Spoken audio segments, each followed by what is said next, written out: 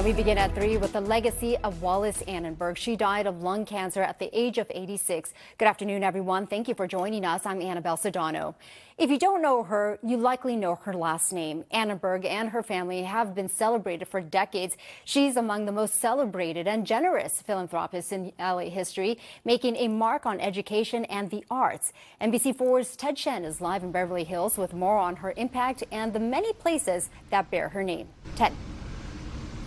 Annabelle, this used to be the Beverly Hills Post Office. It is now the Wallis Annenberg Center for the Performing Arts, or nicknamed the Wallis. It is one of the many places she left a lasting imprint in Southern California.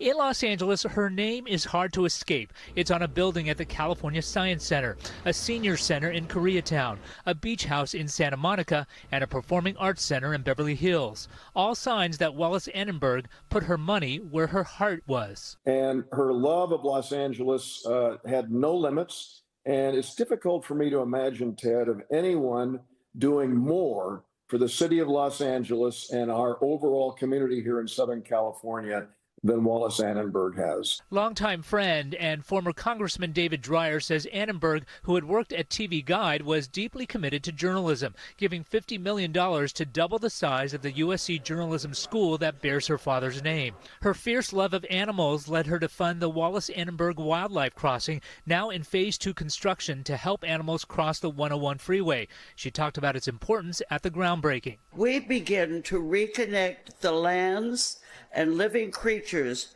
that should never have been fractured in the first place. She had this really deep love of animals.